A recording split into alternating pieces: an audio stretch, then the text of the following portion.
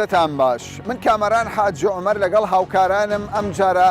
هاتووینەتە دەڤەری ڕاپەڕین و بەتایبەت قەزای ڕانیە کە 28 ساڵ بەر لە ئێستا یەکەم بلێسەی ڕاپەڕین لە دژی ڕژەمی بەعسی ئەو کاتی عێراق خەڵکی ئەم ناوچەیە لە دژی ئەم ڕژێمە ڕاپەڕین و لە پێناو بەدەستهێنانی مافەکانیان و خەونی گەورەی گەلی کوردستان کە بریتی بوو لە ئازادی و سربەخۆیی ڕاپەڕینیان دەست پێ کرد. ئێمە دەمانەوێت بزانین دوای تێپەڕبوونی 28 ساڵ چەندە لە ماف و داخوازیەکانی خەڵکی ئەم ناوچەیە و خەڵکی کوردستان هاتۆتە دی. ئەوان چی دەڵێن سەبارەت بە یادکردنەوەی ئەم ڕۆژە و حکومڕانی کوردستانیان بۆ ماوەی 28 ساڵ لەگەڵمان.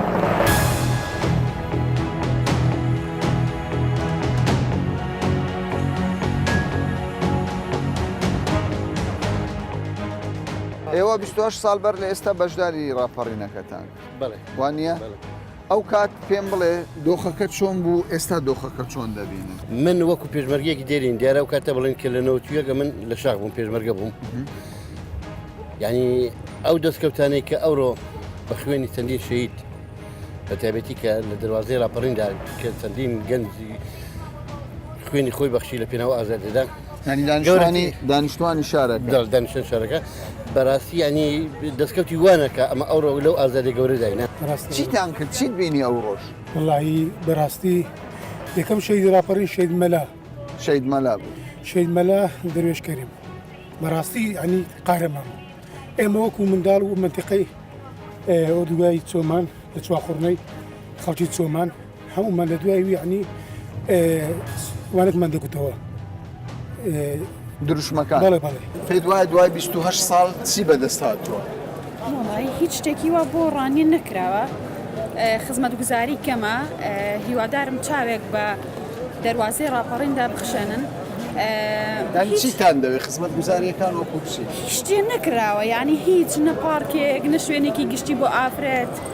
بۆ گەنجانمان هیچ شتێک نەکراوە بەڕاستی. باشە پێت وایە جیاوازی بکرێت لەگەڵ ناوچەکانی دیکەی کوردستان؟ ئەکید ئەکرێت چونکە ڕانیە خۆی دەواازەی ڕاپەڕینە کەچی سیرەکەی لە ڕووی خزمەتگوزاریەکانەوە عنی زۆر پێویستی پێێتی کە ئاوادان بکرێتەوە بەڕاستی هیوادارم ئاوی لێ بەدەن و بەشتەکان بۆچی دەبێت پشتگوێ بخرێ ڕانیە یان ئەو دەڤەری ئەوە دەگەڕێتەوە سەر ئیتر بڵم کە دەگەێتەوە سەر حیزبی بلملانی حیزبەتی تاکید وایە سیری دەڤەرەکانی ترکە هەمووی پێشکەوتووە بۆ گەنجان شوێنی گشتی هەیە بەڵام لێرە کە سێرەکەی زۆر کەم و کوڕی هەیە بەداخەوە هیوادارم لەمە دووە ئیتر ئەو بەرپرسانە هەستن بەوانەی کە ئەو کەم کوڕیانی هەیە چا بکرن. شانازی بەوە دەکەی کە کورد ئیدارەی خۆی دەکات لەم ناوچەیە؟ شانازی پێوە دەکەن و ئیشەڵا کورد ئیدارەی خۆی دەکا و سەرکەوتوش دەبێ و هیمەتی زۆر هەیە لەو دوای لەو کۆبوونەوەی ئاخیری کاکۆسرت و کاک مەسعود کە بڕیاریانداوە کۆتایی ناخۆشیەکان بێت و خەڵکەکان بکەوێتەوە ئاشتی و ئارامی بگەڕێتەوە بۆ منتیقە و هەرێمەکە. باش پێم بڵێ دوای 28 ساڵ چی ڕوودەدات لەم دەبەرە؟ لەوە خۆت دەبینی هەتا ئێستا جادە و شەقامەکانە هەتا ئێستا ئەوە خەڵکەکەیە هیچ خزمەتێک نەکراوە. باشە چیتان دەوێت وەکو خەڵکی دەڤەری ڕاپەڕین و ڕانیە؟ چیمان دەوێت ئاورێک لەو خەڵکە بدەنەوە شارەکە تۆزە خزمەتگوزاری بۆ بکەن هەتا ئێستا خستەخانەی 400 قەڵەوە کراوە 250 قەڵەوە تا ئێستا تاون نکراوە چەند ساڵ تاون نکراوە ئەوە جادە و شەقامەکان هەمووی بیبینێت. باشە بۆ دەڤەرەکەی ئێوە خزمەتگوزاری نەکراوە؟ کراوە بەسکەمە وەکو پێویست نییە یعنی 100% ئەوەی خەڵک دەیەوێت لەوانەیە چی دەوێت؟ بڵێ خەڵک دەیەوێت کاکەشتی بۆ بکرێت وەک کاکە خزمەتگوزاریە بۆ نمونە جادەیەکمان هەیە دوو سایدێکە پێویستە هەموو لایەنەکان هەوڵی تەواو بدەن بۆ ئەوەی خەڵک ئاسوودە بێت. کورد لە دەستوری عێراق مافی دەستەبەر کردووە سنوورێکی ئیداری هەیە ئیدارەیەکی سربەخۆ دەکات پەرلەمان حکوومەت پێشمەرگا یعنی ئەمە دەستکەوت نییە؟ بڵێ دەستکەوتە بەڵام دەستکەوتەکان تەواو نەبوون پێویستمان بە یەک ڕێزی نیشتیمانی هەیە یەخستنەوەی هێز و لایەنە سیاسیەکان ئەو دەنگانەی کە لەبەرەی کوردستانی بوون بە یەک دەنگ و ڕاپەڕینی سەرتاسەری کوردستان بە تەنسیق لەگەڵ جەماوەری کوردستان داکرا پێویستمان بەو یەک دەنگی هەیە تا ئێستا کورد یەک ڕیز نییە بۆ ئەوەی ئەو سنوورەی کە هەمانەوە پێی دەگوترێ حەمرین تەواوی بکەین. ینی پێویستە خەبات بەردەوام بێت پێویستە ڕاپەڕین بەردەوام بێت. کەواتە ڕاپەڕین تا سربەخۆی و ئازادی تەواوی خاچ کوردستان دەبێ نەوەستێ. بێگومان کورد بۆچی ڕاپەڕینی کردووە بە تەنها بۆ چەند ناوچەیەک نەبووە بۆ سەرتاسەری کوردستان بووە. ینی ئەو کاتێک کە ڕاپەڕین خەڵک دەستی پێکرد بۆ ئازادی بوو بۆ سربەخۆی بۆ کۆمەڵێک مافی تر بوو. پێ دوای دوای ڕاپەڕینی تر ئێمە پێویستیمان بە هیچی تر نەماوە پێویستیمان بە ڕاپەڕینی دیکە نەماوە. ئامانجی سەرەکی ڕاپەڕی سربەخۆیی بوو بەڵام تا ئێستا ئەم سربەخۆیە بە تەواو نەهاتی ڕاستە ئیدارەیەکمان هەیە تا ڕادێک نیمسە سربەخۆین بەڵام شەهیدانمان خەباتیان کرد خەڵک خەبات کرد بۆ ئەوەی کوردستانێکی سربەخۆ دروست بن.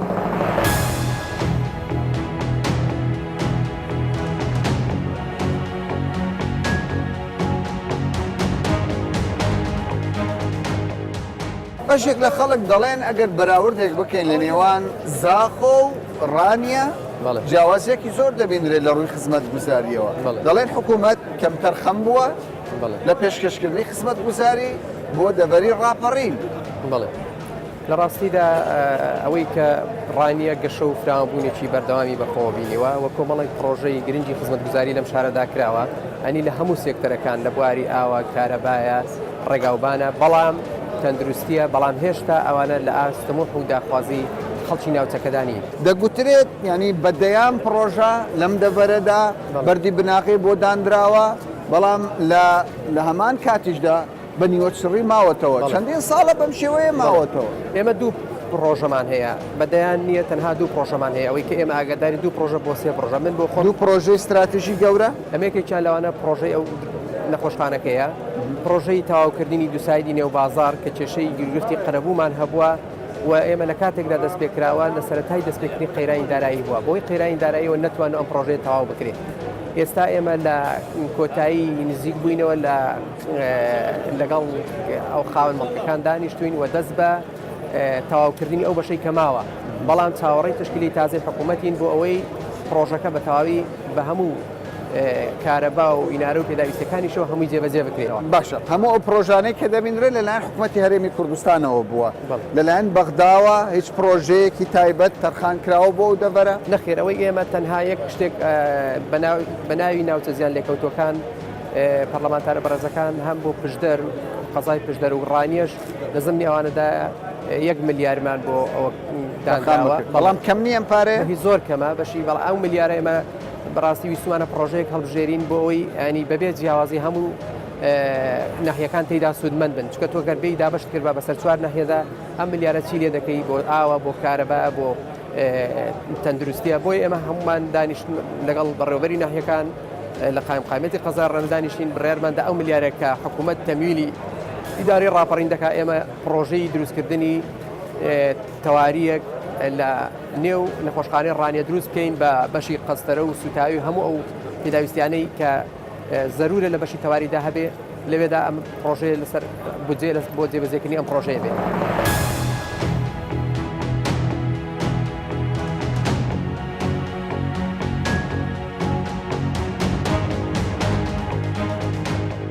زۆر جار خەڵکی دەبەری ڕاپەڕین گلەی لەوە دەکا دەڵێ ئەو داواکاریانەی کە ئێمە هەماموو لە کاتی ڕاپەڕین دەتوانین بڵێن لە سەدا 20 یان 30 بەدی هاتووە. زۆربەی جار بەهۆی گرفتی حیزبەکانەوە داواکاریەکانی ئێمە پشتگوێ خراوە ئەمە تا چەند ڕاستە ڕاپەڕین بەرهەمی زۆری هەبووە بۆ ئێمە وکوونێتەوە کە لە هەموویان زیاتر ئازادیە و 27 ساڵ حکومڕانەتی خۆماڵی ئەزمموی حکومڕانەتی خۆماڵیە و پێشمان وایە بۆ ئەو دەڤەرە ناڕێنین هیچ نەکراوە بەڵام بەداخەوە وە پێویست ئاڕژی لێ نەدراوەتەوە خزمەت گوزاری و پێویست نەکراوە بۆچی هۆکارچێت تاوەکو ئێستا خزمەت گوزاریەکان وەک پێویست نین خۆمان نازینەوە لە پرسیاتی و پارتی بەڵام ئێمە لە ئیدارە ئێرە بەشدار نەبووین لەوانەیە زۆر جاران نسبێتمان هەندێک پرۆژە جێبەجێ بکەین بەداخەوە هاوکارمان نەبوو و خەڵکی ئەو دەڤەرە قوربانی زۆری داوە خوێنی زۆری داوە هەمیشە لا ناو مەڕبەندی سۆڕش بووە پێمان وا بوو دەبوو ئاوری زیاتی وێدەبەوە باشە بەسکاکیوە ئێوە ینی کە باس دەوە دەکەن ڕێگان نەدراوە ئێوە حکوومەت بەڕێوە دەبن لەوانەیە جیاوازی ئێمە و پارتی گەڵدانەکانی کە ئەوە بێت ئێمە خەت خۆمانی لە پرسیاتی ناجینەوە لە سەر تاسەری کوردستاندا چۆن شانوازی بە سەرۆریەکانەوە دەکەین لە کەموکورتەکانی خۆمان بەزانین بەڵام سنیری پارێزگای سلێمانی و ئیداری ڕاپەڕین ئێمە مدیری مەکتەبێکمانە مدیری دایرەیەکمان نییە و ئەگەر ڕاستەوانە قسە بکەین تا ئێستاش ناڵم دوو ئیدارەی بەڵام دیارە ئەو دەڤەرە شوێ بەڕێوەی دەبا و دەڤەری کەواتەتانەوێ بڵێن ینی بەرپرسیارەتی کەمی خزمەت گوزاری لەو ناوچەیە پارتی لەی بەرپرس نییە بە پێشەوانەوە پێمان وایە ئەگەر بوار بە ئێمە بدرێت و ئینشاءڵڵا بەرنامەشمان هەیە بۆ کابینەی داهاتوو کە پرۆژە تەقدیم بکەین ئەگەر لێرە هاوکارمان بن پێمان وایە خزمەت گوزاری زۆر جوان پێشکەش دەکەین. باشە ئێستا ینی خەڵکێکی زۆر خەڵکی کوردستان چاوی لە کابینەی داهاتووی حکوومەتی هەرێمی کوردستانە و باز لەوەش دەکرێت ئیتر لەمە و دوو ئیدارەی بە هەر شێوەک لە شێوەکان بێ نابێ بمینێ یاخود دەبێت کاڵ ببێتەوە ومێتان بەوە هەیە ئیتر لەمە و دووە دەستی حکوومەت فراوانتر بێ خزمەت گوزاریەکان بگات بەم دەبەرە هەم ئومێدمان هەیە هەم گەشتبینین کە لە کابینەی داهاتوودا هەم ئەو دوو ئیدارەیە نەکاڵ دەبێتەوە ئومێدمان هەیە کە هەر نەمێنێت و دەستی خزمەت گوزاری زیاتر بگاتە ئەو دەفەرە شۆڕش گەڕ خۆراگرن.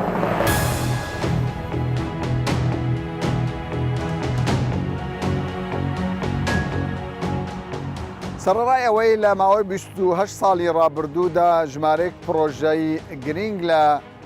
شاری ڕانیە و دەڤەری ڕاپەڕین جێبەجێ کراوە لەوانە زانکۆی ڕاپەڕین و چەند پرۆژەیەکی دیکە کە پرۆژەی گرنگین لەگەڵ ئەوەشدا تاوەکو ئێستا 77 پرۆژەی جۆر بە جۆر کە بریتین لە کەرتی تەندروستی ڕێگاوبان کەرتی پەروەردە بە ناتەواوی جێ هەڵدراون لەگەڵ ئەوەشدا ڕێژەی بێکاری وەکو بەرپرسانی ئەو ئیدارەیە باسی لەوە دەکەن بە بەراو لەگەڵ ناوچەکانی دیکە ڕێژەی بێکاری نزیکەی لە 120 لەو دەڤەرەدا پێویست دەکات ئاوردانەوەیکی جدی حکوومەتی لێ بدرێتەوە.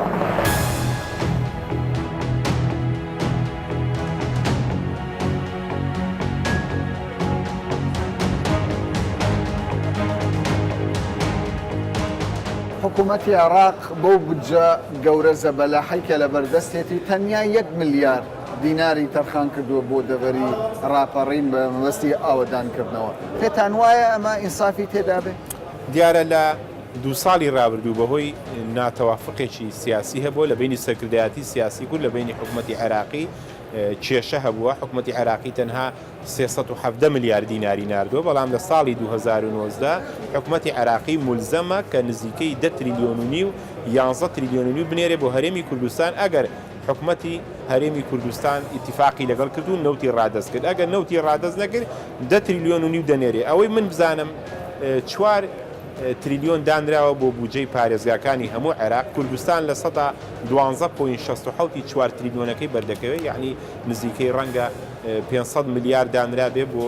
بودجەی پارێزگاکانی هەرێمی کوردستان ئەمە بە بۆچوونی من لە ساڵی 2019 بێ وەزعی خەڵک باشتر بێ لە پێرار و بەتر پێرار باشە بەڵام سەبارەت بە ئەوەدانکردنەوە کە بەرپرسیارەتی دابینکردنی ینی خزمەت گوزاریەکان تەنیا لە ئەستۆی حکوومەتی هەرێمی کوردستان نییە و بەو پێش تاوەکو ئێستا حکوومەتی بەغدا وەکو پارێزگایەک مامەڵە لەگەڵ هەرێمی کوردستان دەکات پێتان وایە ئەو بڕە پارەی کە تەرخان دەکرێت یان لە ڕابردوودا تەرخان کراوە لە ئاستی پێویستی خزمەت ئەو بڕەپارەی کە لە ڕابردوو بووە کەم بووە بەڵام ئەو بڕێی کە ئەم ساڵ دابین دەکرێت مقارنەتەن بەو ناکۆچی لە بینی هەرێمی کوردستان و بینی حکوومەتی عێراقی هەبووە بۆ ئێستا لە ساڵی 2019 لە دروستبوونی ئەنجومەنی نوێنەرانی عێراقی تازە حکوومەتی عێراقی تازە بە بۆچوونی من ئەمە دەستکەوتێکی باشە بۆ ئێستا طبعاً ئێمە تا 4 ساڵی تر لە بەغداین بۆ ساڵی 2020 دەبێت بودجەکە باشتر بێت موازنی 2019 زۆر باشتر بوو لە 2010 و حەبە بەنسبەت هەرێمی کوردستانەوە طبعاً ئێمەش نوێنەری ئەم ناوچەین و من بۆ خۆم یەکێکم کە خەڵکی بتوێن و پێش دەرم لەبەر ئەوە دائیمەن لە خزمەتی ئەم ناوچەیە دەبین هەرچی پێمان بکرێ هەر شتێ پەیوەندی بە کوردستانەوە هەبێ ئێمە داکۆچی لێ دەگەین بە هەموو حیزبەکان باشە پێت وایە دەبێت چی بکرێت بۆ ئەم ناوچەیە دەبێت لە چێوە دەست پێ بکرێت چ لەلایەن حکوومەتی هەرێم چ لەلایەن حکوومەتی عێراقەوە بۆ پێی کە باز دەوە دەکرێت لە کەرتی کشت و کاڵدا ئەو ناوچەیە زەنگینە بەڵام تاوەکو ئێستا سوودی لێ نەبینراوە بەڵێ بەنسبەت ئەم ناوچەیە ئەمڕۆ یادی ڕاپەڕینە دیارە ئەم ناوچەیە شەهیدێکی زۆری داوە و ڕاپەڕینیش بۆ ئەو بۆ کە ئەو خێروبێری کە لە هەرێمی کوردستان هەیە کە خێروبێرێکی زۆرە بۆ خەڵک بێ و بەڵام بەداخەوە بە بۆچوونی من نەتوانراوە هەموو شتەکان جێبەجێ بکرێ بەڵام دەرفەتەکەمان لەبەردەم ماوە حکوومەتی هەرێم هەیە هەرێمی کوردستان هەیە دەکرێت ئەوەی کە لە ڕابردوو نەمانتوانی و بیکەین کە حکوومەت کە لە کابینەکانی کە نەیتوانی و بیکات دەکرێت لە کابینەی نۆیم تعویز بە کابینەی نۆیم تعویز بکاتەوە ئومێدم هەیە بە کابینەی نۆ کە لە 10 ساڵ و 15 ساڵی تر باشتر بێ بە مەرجێک هەموو حیزبەکان دەستکراوە بن نوێنەرەکانیان مەسەلەن هەر حیزبێک کە وەزیری هەیە کە مدیرعامی هەیە مدیرعامەکە سەلاحەتێکی ئەوەندەی هەبێت کە بتوانێت خزمەتی خەڵکە ئەو وەختە بە بۆچوونی من خەڵکیش ڕازی دەبێ و دەبێ ئەم کابینەی نوێ هەوڵ بدا کە ئەو خەمەی کە موچەخۆران هەیان بۆ لە کابینەکانی ڕابردوو ئەم بیڕێونێتەوە چاوەڕی ئەوە دەکەن یان پێویست دەکات لە داهاتوودا حکوومەتی تەواوی هەرێمی کوردستان بێ بۆی خزمەت گوزاریەکان بگەنە ئامانج حکومت طبعا دەبێ ئەوانەی کە بەشدارن لە حکومت من سەر لە نوێ زیاتر تەرکیزی دەکەمەوە سەر دەبێ دەسەڵاتیان هەبێت دەبێت دەستکراوە بن مەسەلەن مەحافیزێک کە لەم سنوورە بوو سنووری ئیداری ڕاپەڕین دەبێت ئەو مەحافیزە یا ئەو مەسوولی ئیدارەیە دەسەڵاتی کراوە بێ بۆی بتوانێت داواکاریەکانی خەڵک جێبەجێ بکە لە سلێمانیش بە هەمان شێوە پارێزگارەکە دەبێت دەسەڵاتی وەزیرە دەسەڵات ئەمە گرفتێک بۆ لەوەی هەندێک لە گرفتەکانی نەبوونی دەسەڵات من بۆ خۆم لە حکوومەتی ڕابردووش ئیشم کردووە بە بۆچوونی من نەبوونی دەسەڵات کە تۆ دەستت کراوە نەبووە بەڕێوەبەرە گشتیەکان وەزیرەکان نەیانتوانیوە خزمەتی خەڵک بکەن وەکو پێویست ئەمە ژوای کردووە کە خەڵک ناڕازیەوە ئێستا بە تایبەتی یەکێتی و پارتی بۆ دوێنێ ئیتیفاقیان واژوو کرد لەبەرەوەی هەردووچیان گەیشتونەتە ئەو قەناعەتە کە خزمەتگوزاری بۆ هەرێمی کوردستان لە 15 ساڵی ڕابردوو لە تمۆحی خەڵک نەبووە بۆیە هەردووچیان ئێستا تێگەیشتون کە پێویستە بە شێوازێک ئیتیفاق بکەن ئەو هەڵانەی کە لە ڕابردوو هەیە بۆ لەم کابینەیە نەبێت.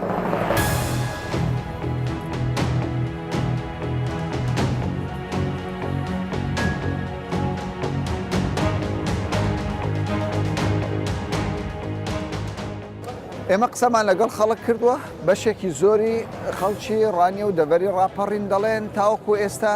بەشێکی کەم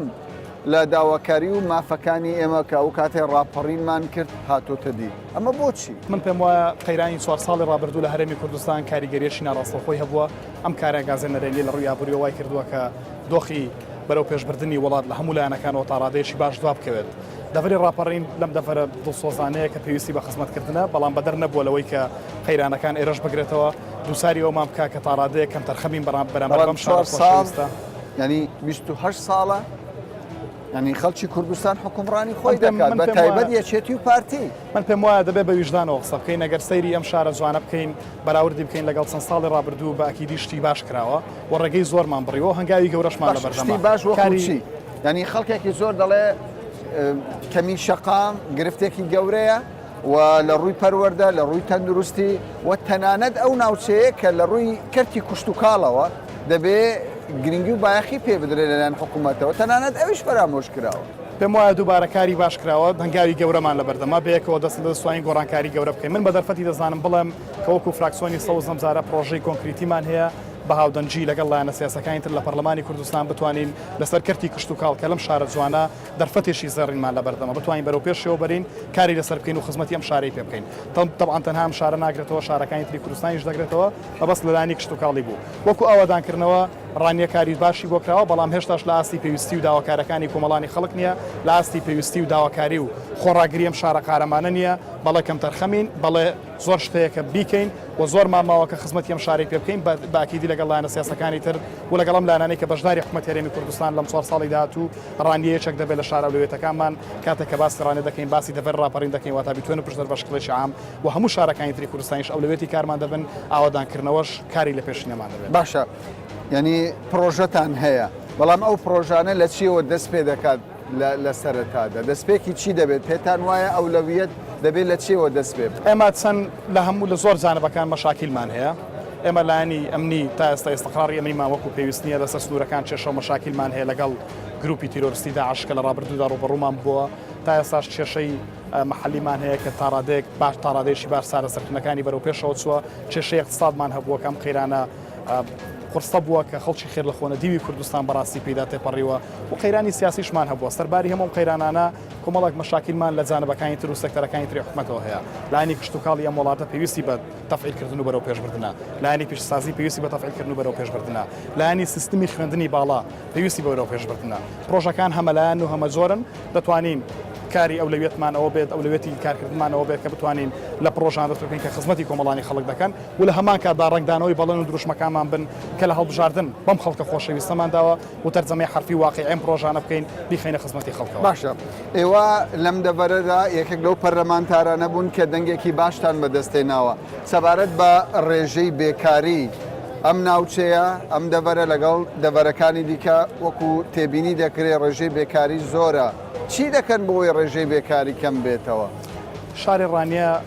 بە جیاواز لەگەڵ شارەکانی تر بەڵێ ڕێژەی بەکاری هەیە بەڵام کێشەیەک نی مختص بە گەنجانی شار ڕانیەوە ئەم کێشەیەکی سەرتاسەریە ئەو کێشەیەکی ئێمە لە هەولێر هەمانە لە سلێمانی هەمانە لە دهۆک هەمانە لە هەڵەبجە شەمانە ئەم کێشەیە کە لە ڕانی هەمانە لە سۆرانی شەمانە کێشەکان گشتین گشتاندنیان دەبێت بۆ بکەین کاتێک کە باسی ڕێژەی بێکاری دەکەین پێویست دەکات باس لە ڕێژەی بێکاری بکەین لە هەرێمی کوردستان چۆن جارێ بتوانین چارەسەری ڕێژەی بێکاری بۆ دابینکردن و ڕەخساندنی هەلی کار و دەرفەتی کاری زیاتر بکەین بۆ سەرتاسەری کۆمەڵانی خەڵکی کوردستان بەبێ جیاوازی باشە خەڵکی ئەم شارە خۆشەویستەش مافی خۆەتی ئیشی دەستکەوێت بەرنامەمان هەیە بە بەرنامە بتوانین سەرتاسەری کوردستان هەلومەرزی کارکردن و هەلومەرزی ئابووری بەرەو پێشەوە بەرین دەرفەتی کاری یەکسان بڕەخسێنین بۆ هەموو کۆمەڵانی خەڵکی باشە بەڵام هەندێک جار خەڵکی ئەم شارە باز لەوە دەکات ینی دەڤەری ڕاپەڕین بە تایبەت قەزای ڕانیە بۆتە قوربانی ململانەی حەزبی وای کردووە حکوومەت دەستی ئاوادانی نەگات ئێمە تا چەند ڕاست من پێم وایە وەکو باسیشم کرد ڕانیە بەدەرنیە لە هەر شارێکی تری کوردستان کە بۆتە قوربانی قەیرانی چەند ساڵی ئابووری و سیاسی لە هەرێمی کوردستان وەکو هەر شارێکی تر لە هەرێمی کوردستان بە ئینسافەوە قسە بکەین لە کەناڵەکەی خۆشتانەوە خۆتان دیراسی بکەن نەک هەڕانیە خزمەتی زۆرمان بەم وڵاتە کردووە بەڵام هێشتاش لە ئاستی تموق و پێویستی نییە هەڵبەتڕانیە حەقیەتی مافی خەڵکی تێکۆشەری ئەم شارە خۆشەویستەیە خزمەتی زیاتر بکرێن و زیاتر دەست بە باڵیانەوە بژیرێت و بتوانین بێکەوە خزمەتیان بکەین باکە.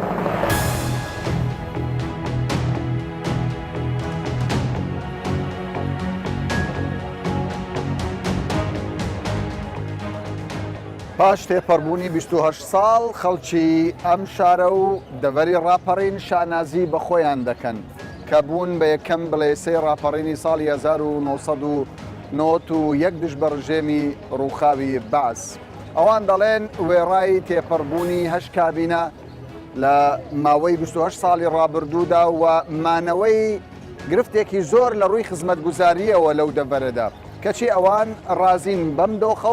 و ئومێدیان بە کابینەی داهاتووی حکوومەتی هەرێمی کوردستانە تا تەواوی کێشە و گرفتە خزمەتگوزاریەکان لەم دەڤەرەدا چارەسەر بکات تا باسێکی دیکە و بابەتێکی دیکە بەخواتان دەست پێێت.